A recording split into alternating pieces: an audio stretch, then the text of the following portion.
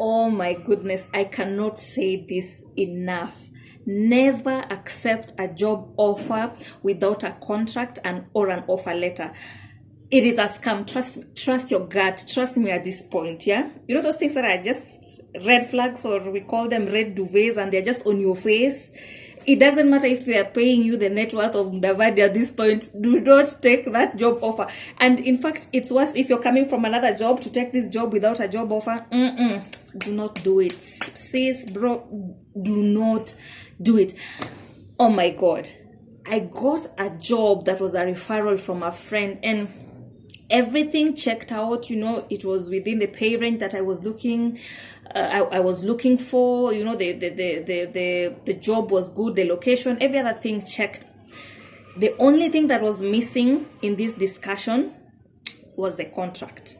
And it was in the legal industry. And asked my friend had told me that this gentleman was looking for a receptionist.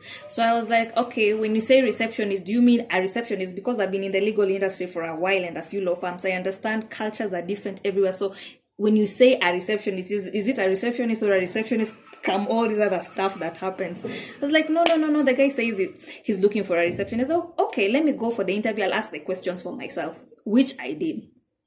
Guy is super vague. He's like, I want someone who is all round, someone who's a receptionist maybe just implies, you're opening the door and closing the door, but I want someone who is all round. So what is all round? Just explain to me. What is my JD? Guy could not explain what my JD was. I was like, this is off. But like those times when you're having these signals, like when you're on the road and something you can see clearly, it's saying turn right, but you're like, maybe let me go ahead, I'll see if there's another turn up on mbele.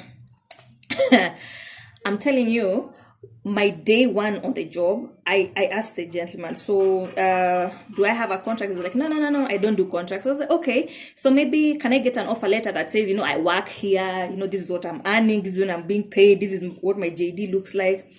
Guy turns this around and is like, okay, write me a value proposition of what you're bringing on board, and then I'll write you a letter off. I was like, okay, I don't want to argue. Did that. Never saw that offer letter. And I can tell you by day 2, I already knew, you have been played. I had been played. And in the period that I was in that place, I can assure you, I was the receptionist, I was the PA, I was the secretary, I was the admin, I was the accountant, I was the waiter, and any other duties. Like any other duties was like, way over there. Oh my God. Have you ever been used by an employer? Like you're going home and you're like, oh my God, I have been used. And there is nothing that you can do because, you've decided to, maybe you left your other job and then you've come to this place, you need your pay, but, you're stuck and it feels so bad because you had seen these things, but, you chose to ignore them, hoping that, you don't want to come to a place with all these horns, like, let me figure out what is happening here. But let me tell you this for a fact. If there is no contract, if there is no offer letter, it's not worth it. Like, I don't care what they are paying you at this point. It is not worth it. Choose your sanity. Some employers out here will use you and abuse you because they know that there is nothing that is binding you to them. If someone decides one morning they no longer need your services, there's nothing you can do because there's nothing that is binding you to that company. How can you prove that you even worked there? If they decide, it's the 31st, they are not going to pay you, where did you agree when exactly you're being paid? Or how much are you being paid? If they send you less, what proof do you have that this is what you are supposed to be paid?